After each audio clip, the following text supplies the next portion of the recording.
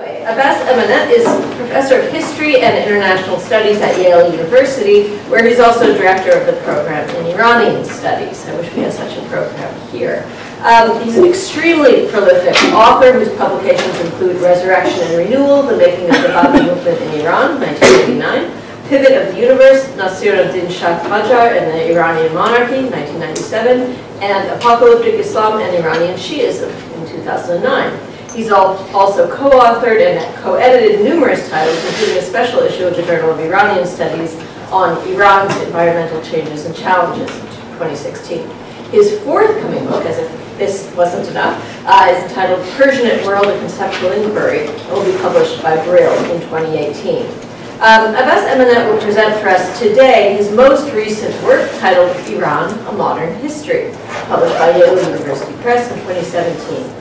It looks at 5 centuries of national and transnational history and explores overarching themes that connect the history of the Safavid Empire and the emergence of the religion-state symbiosis with modes of modernity in the 19th and the 20th centuries, and the course of events that lead to the revolution of 1979 and its aftermath. I'm delighted to have Mr. Amana here at Berkeley. Please join me in giving him a warm welcome.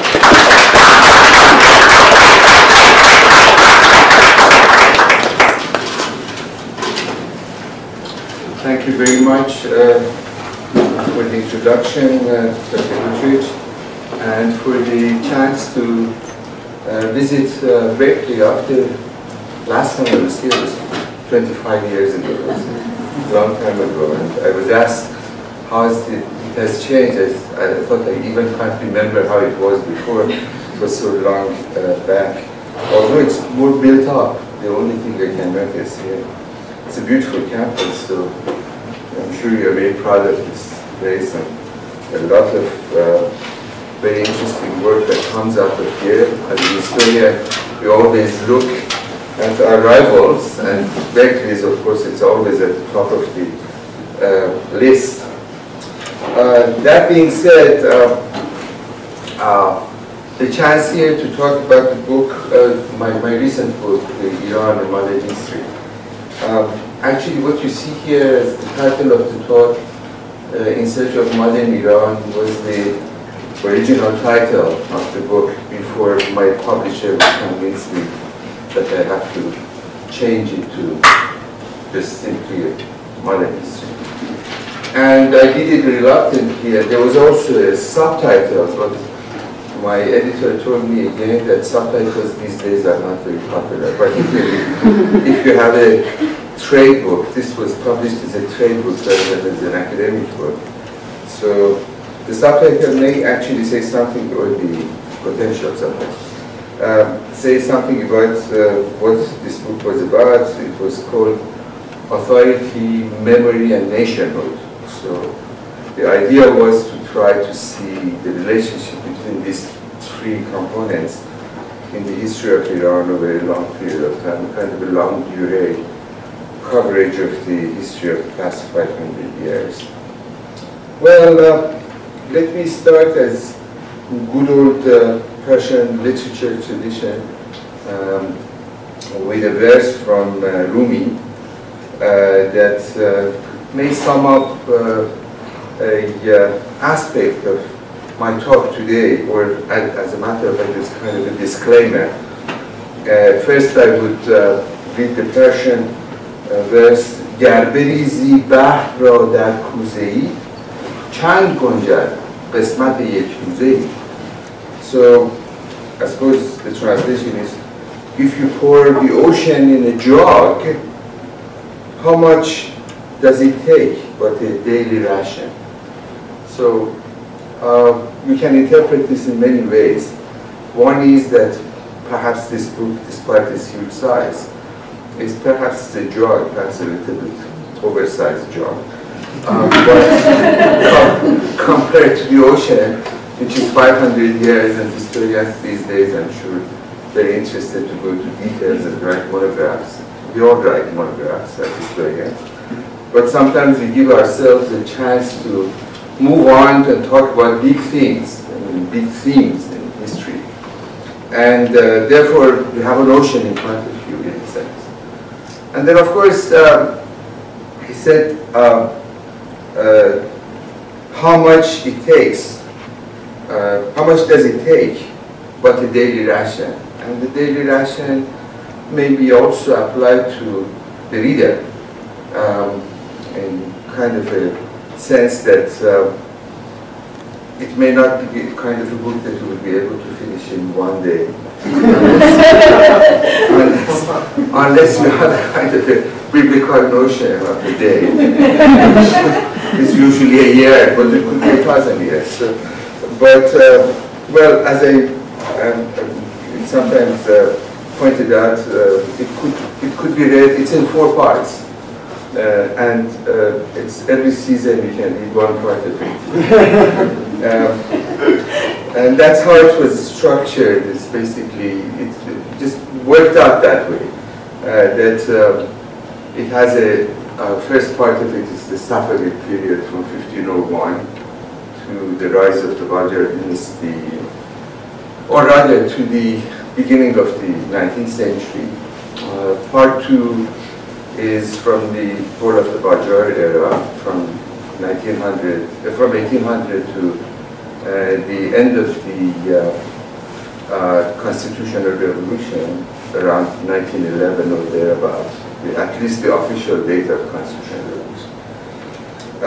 And then the third part is the Pahlavi era, from around 1914 and all the way to the revolution of 1979. And the fourth part of the book is from 1979 really to 1989. That was my initial point of closure. But the course of events over this long period of time gradually gravitated me further toward 2009. And I really seriously tried to stop there. Although there are hints at the very end of the book in the epilogue about a kind of a forecast about what we'll see ahead of us. Although historians are not really fortune tellers, but they can at least tell you what are the trends. So that brings me actually to why this book in the first place. Part of the reason is that I have been teaching for many years a course on modern Iran, making of modern Iran, and I was always debating with myself when I'm going to start. Sometimes start with the constitutional revolution and then gradually move backwards, started with the early Qajar period, obviously because it's the period of my specialization, and then further back over the course of time to talk about the Safavid period. So there was an interest in writing a book of that nature. And then my publisher, Yale University Press, has already published a book on modern Iran. Some of you may be familiar, it was for many years a kind of a textbook by Professor Kelly, The Roots of Revolution. Still many courses on modern Middle East or modern Iran teach this book. And Yale University Press still reprints every now and then. It brings out a new edition called Modern Iran. So it's actually a source of confusion too, because there are 2 books called Modern Iran published by the same press. What can I do? I hope Professor Kelly is not going to be upset that there is a new book with the same title. So the Yale Press asked me to write a book basically answering the question, why after perhaps 3/4 of a century of secularization and movement towards the creation of a modern state, quote unquote, we have a revolution in 1979 that basically is a counter-narrative, or at least on the surface, to what the whole narrative of the Pahlavi period was about. What happens is an important question, and that was my point of departure. I wanted to answer that question. However, in the course of writing this book, more and more kind of a long-term questions became important for me, or more challenging to try to answer, rather than just focusing on the causes of the 1979 revolution. And that's why the size of the book, which initially was supposed to be about 350 pages, turned out to become eventually 900 something. And then that, I tried to answer a question about how Iran actually maintained its sovereignty over a long period of time compared to many of the neighboring empires of the early modern times, both the Ottoman Empire and the Mughal Empire of India, or subcontinent. Iran, although the Safavid Empire disappeared, but somehow there was a more a sense of a continuity, both in terms of the political culture, in terms of territorial boundaries of Iran, in terms of its cultural memory that survived for a longer period of time. And as a matter of fact, a couple of years ago, 3 years ago, there was a conference. You can sit here if you like. That's too close. There was a conference at Cambridge 2-3 years ago, precisely on the subject of sovereignty at the age of high imperialism, or the age of empires. These days, people don't talk about imperialism, everyone talks about empires. So the purpose of it was to try to see how certain political entities survive in the age of colonialism, where virtually much of the world in the course of the 19th and 20th centuries were dominated or colonized by great European powers. And Iran is one of those exceptions, along with perhaps China, Japan, Ethiopia, Thailand, possibly you can include the Ottoman Empire if you come before the First World War, the end of the First World War, the end of the Ottoman Empire. And as a matter of fact, Iran could have been also in the same position. At the end of the First World War, there were every reasons for it to be dissected, fragmented into at least 2 entities, if not more, given the history of the famous Anglo-Russian agreement of 1907 and its consequences during the course of the war, and the vested interest of the 2 empires throughout the course of the war. So there are, I'm not claiming that I'm the only person who has ever tackled this very difficult question, but it's important to look at it in the longer term, that how the survival could be seen in a broader perspective of 500 years rather than purely in the course of First World War or a number of other critical moments in the history of this past 500 years. In the 18th century, there could have been also very, after the collapse of the Safavid Empire in 1722, much of Iran was actually occupied, both in its western borders by the Ottomans and in the eastern parts by the Uzbek and a variety of other Sunni powers, semi-nomadic or nomadic powers in its eastern frontiers. But nevertheless, it also had another kind of a savior figure who turned out to be a great disappointment as far as the Iranians were concerned. That was Nadir Shah.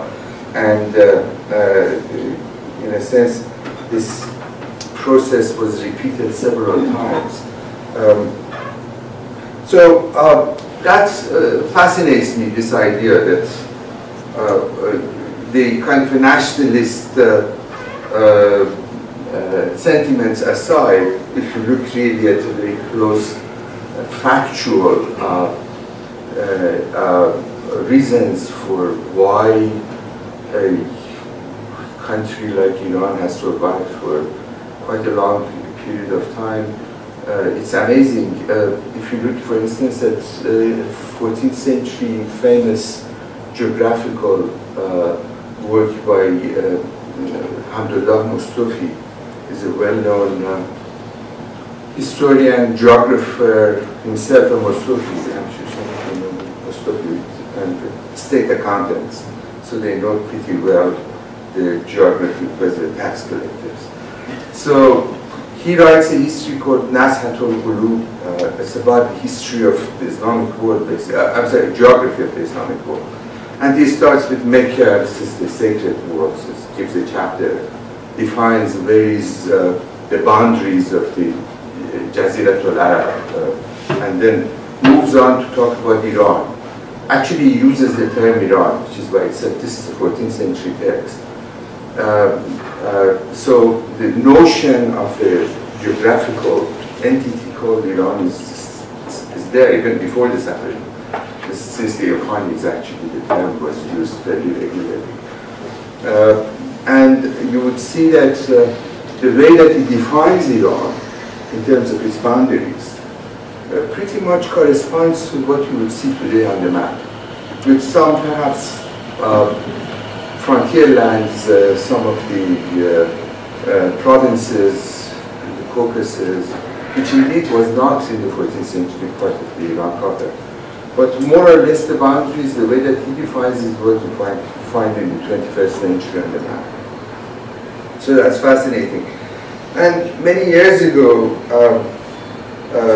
I was reading during my graduate years a fascinating autobiography by the famous historian Edward Gibbon, the 18th century writer, historian of the decline and fall of the Roman Empire. Is kind of a classical work of history for its own time. And it's quite remarkable what he says that about this whole process of how he becomes engaged with this issue of decline and fall of the Roman Empire. He says for many years he was thinking about a kind of topic that would engage him and makes him interesting about it. And for some years he was thinking of actually writing a history of the Swiss Federation, which compared to the decline and fall of the Roman Empire is a very kind of a limited topic. But he actually says why this was of interest to him. He points out that the question is this. This is Swiss with some 20-odd cantons and a very insurmountable terrain because of this high mountains all around it and the scattered communities all over. 3 languages, ethnicities, different ethnicities, different religion, particularly in the early modern times, religious conflicts between the rise of Protestantism, as some of you may know. Zurich was a major center for, Geneva was a major center for that. All of this, it still manages to survive as a nation. So how come, when all the factors that corresponds to the classical theory of creation of a nation state is missing, still you have a nation called Switzerland, and he was actually seriously going to write about that in the 18th century. Then he says that once he travels to Rome, which in the 18th century gradually is becoming part of the kind of attraction with the antiquity in Europe, and he goes to the Roman Forum and sits on this, magnificent ruins of the time, which was not built up at the time in what you would see in today's Rome. And he looks at it and he kind of fascinated with this whole collapse of an empire. And the ruins of an empire actually inspires him to go back and try to answer why this great imperial power that ruled over a great part of the ancient world disappeared. decline and disappear. And both these questions in a certain, and I'm not presumptuous to say that I'm thinking the same kind of a scale as Gibbon, but the questions both appeal to me. Because the first one, actually, the one of the Swiss Federation, in many respects applies to the case of Iran and many of the nations in the neighborhood. Afghanistan is another good example. The mountain ranges all around it, scattered communities, numerous dialects and languages all across the country, the great religious diversity, and great number of ethnicities all across the Iranian world, and still managed to survive as a country. And then, of course, the question of decline and fall also appears a great deal, because it happened a number of times. Iran is among, as I said in the introduction of this book, was among very few countries that if you look at you have to deal with the rise and fall of at least 5 dynasties. You have to deal with 3 revolutions at least, if you include the rise of the Safavids, 4 revolutions. You have to deal with many civil wars that were fought. I cannot remember now the exact number. So, and it's a kind of a revival that happens periodically in the history of this land. And therefore, the second question, what the decline and fall in the Gibbon sense, is still somewhat has a resonance. And this also was an inspiration for me to try to think in this long term. One more thing is that some of you may be familiar with this rather mocking reference to work of the historians.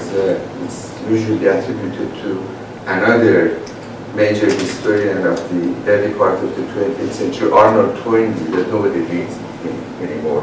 He has this massive 6-volume study of history, which was very popular in my younger age, and I read parts of it in Persian and the other parts of it in English during my undergraduate and actually high school years. And he has a famous saying, somewhat mockingly about his own work. He says, "What is history but one damned fact after another?" So this is almost the destiny of the historians, to write about one damned fact after another.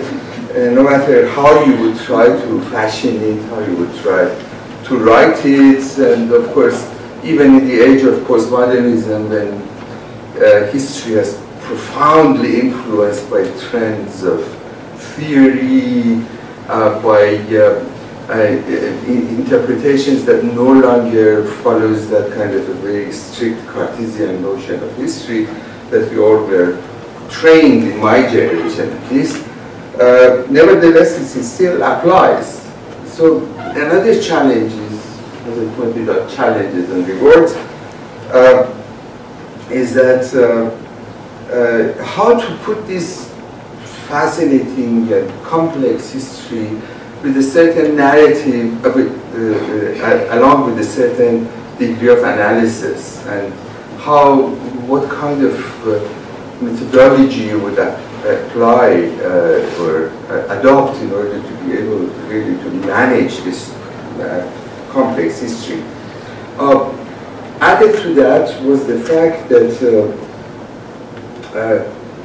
somewhat different to the predominant trend of historiography in our time. How many historians are here? Of course. Thank you. You may notice that, of course, you have written history that starts from pre-Islamic to modern, so it's a long-term history. So we are allies here.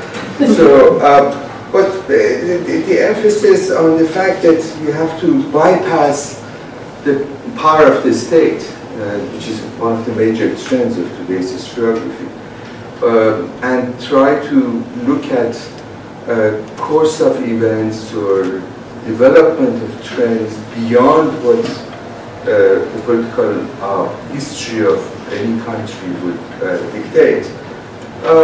I have somewhat, to say, inevitably tried to apply as the structure of my work the political history and remain kind of loyal to it, as I just pointed out at the moment. So that's one thing that the 4 parts that I pointed out is basically the 4 eras or epochs in the history of the country, and ending with the Islamic Republic.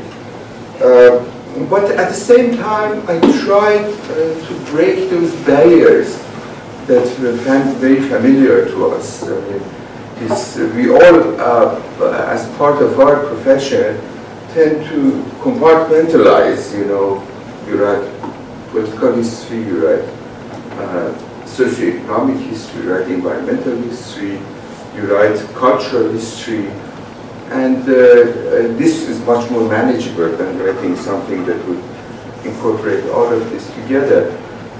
However, again, I rebelled a little bit against that. So, as some of you, I hope, be convinced to read this book eventually, and these parts of it, you would notice that there is a kind of a motivational factor in it. I've tried to put something of my own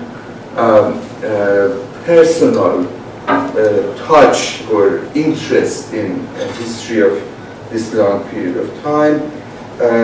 In the introduction, somewhat again mockingly, I pointed out this is a history with attitude. So there is some kind of a personal side into it that led to the kind of a break of these frontiers that we recognize between political history, social history, economic history, and most significantly cultural history.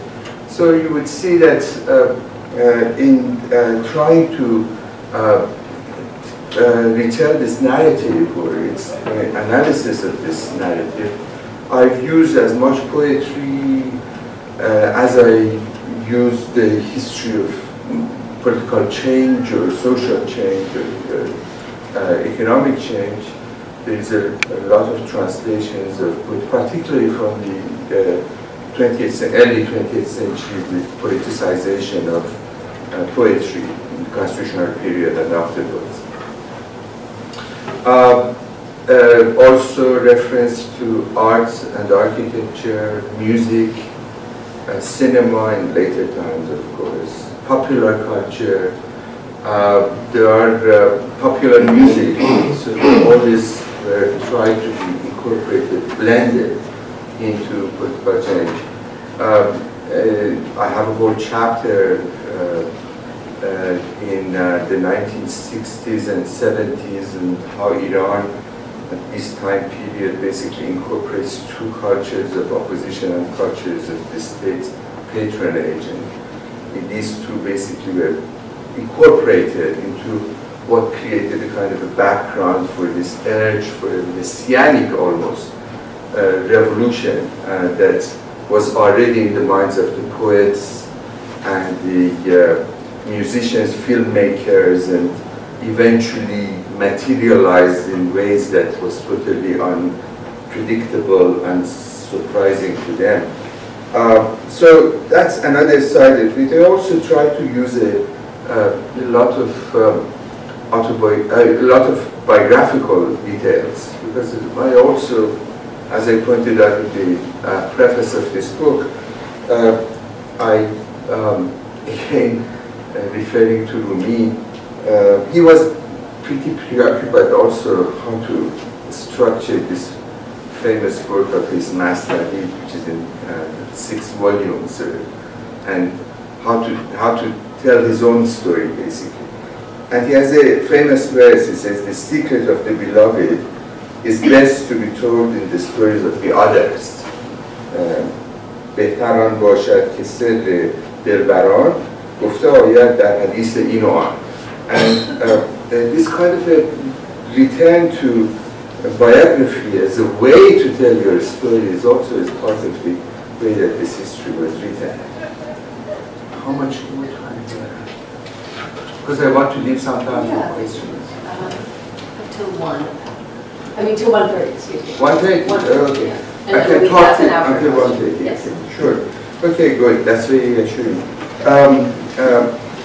Well, I've also tried, for the sake of this talk, instead of actually starting from the point of departure, 1501, to try to go in reverse. And I've attempted that to try to see, it's experimental, to see how it works in a talk, to try to start from 1979 and go backward.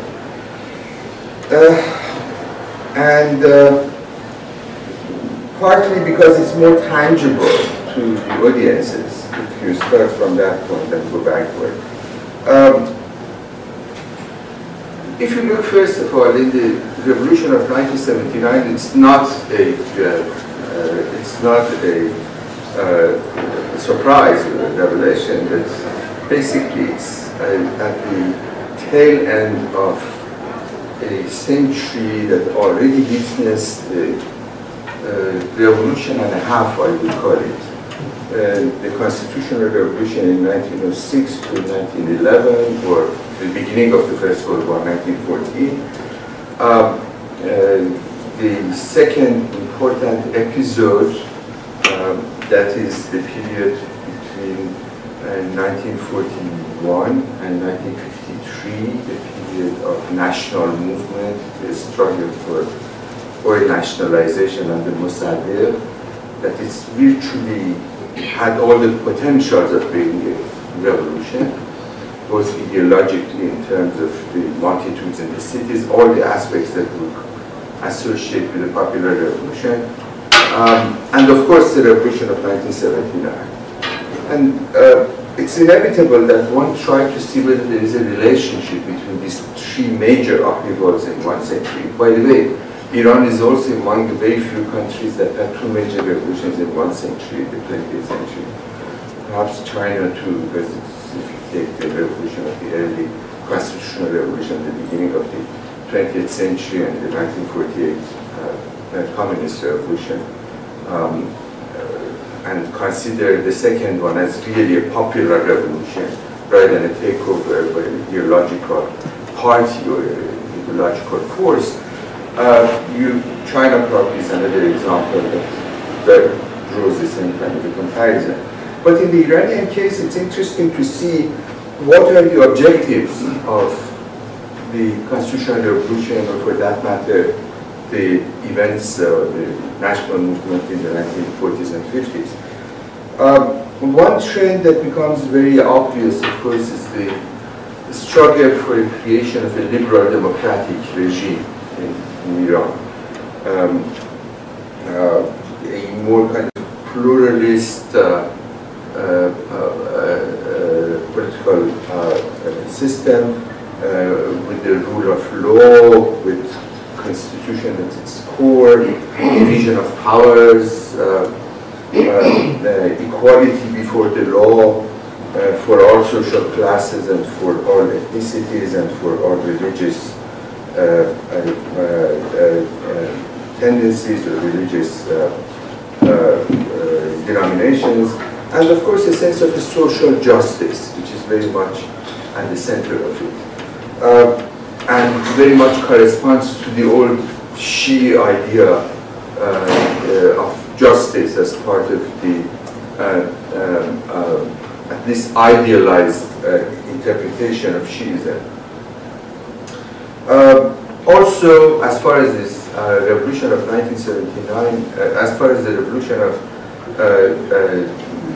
1906 is concerned, the idea of secularization of Iran, moving away from a kind of predominance of a religious institutions over the society, the influence of religious institutions over the society. So to sum it up, in both events there is a kind of a rebellion against the absolute power of the state, as it happened in the case of the constitutional revolution and in the case of the national movement against the Pahlavi regime, Pahlavi monarchy, and also this aspect that it's far less was received attention against the religious establishment. Constitutional revolution, one major aspect of it is actually try to reduce and weaken the power of the religious establishment. Of course, the standard narrative of the constitutional revolution always gives us one or two major mujtahids who are in the forefront of the constitutional movement. But as a matter of fact, if you look at the majority of the religious authorities in the early 20th century, they eventually became kind of opposition to the constitutionalists, moved far more in the direction of support for the monarchy. I'll come to that in a moment. But you know, when you look at these trends, something that, in my opinion, is prevalent in the course of these revolutions is the fact that there is a profound issue in the political culture of virtually all the systems that adopted the old, ancient model of Persian kingship. We should not forget about the fact that throughout the Islamic world, ever since probably 11th century, the kind of end of the caliphate or effective caliphate, up to the 20th century, most models of kingship, which is known as the Sultanate, is that old notion of Persian kingship that was adopted in the Islamic period, become a Perso-Islamic model of kingship. Ottomans had it, Mughal Empire had it in the early modern times, of course Seljuk empires and other empires of the earlier times also adopted the same system. Iran has also remained very loyal since the Safavid period. One aspect of it is that there is a tension within this culture, within this political culture or political institution, between the power of the rulers or the kings, the shahs in the Iranian case, or the sultans in the kind of a more Islamic context, and the ministers, that's usually being referred to as wazirs, and more generally speaking, if you want to talk about the institutions, the institution of divan, that is the entire administration of the state, or the executive power of the state, or the executive agency of the state. Between the ministers and the rulers, there is this constant kind of a symbiosis, and yet at the same time a degree of tension. Since the authority of the rulers were often viewed as a kind of a charismatic rule of the shahs, with a kind of a divine mandate. If you look at the Iranian example, the mandate of the shahs is not granted by the priests, or by the, as it is in the case, as I argued in the introduction of the book. The idea of the Shah in the Iranian context is a very unique one. It's not like the Rex in the European languages or Raj in Sanskrit, but in ancient Persian, Shah is the concept of a ruler who is basically self-legitimizing. And the self-legitimization comes directly from a divine source. It does not come through a church to legitimize the ruler. And this gives them a degree of authority that is often in tension with the authority of the ministers, who often are in charge of the state. And the tension between the two is visible throughout the period. I've gone to some length to try to explain that in the book. You will find, for instance, there are a very good example of it actually is the period of the national movement, the tension between Mossadegh as the prime minister and the Shah as this kind of authority of the court is one very good example of this tension that ultimately resulted, as it often happened, in the downfall of the ministerial power. Or another example in the 19th century, which is so much in the Iranian collective memory, is the example of Amir Kabir and Nasiruddin Shah. So Amir Kabir is a representative of this branch of the state which is responsible for the divan, and then you have the ruler Nasiruddin Shah that claims some kind of a legitimacy on its own and on his own. So that's a continuing theme that I try to follow throughout the book.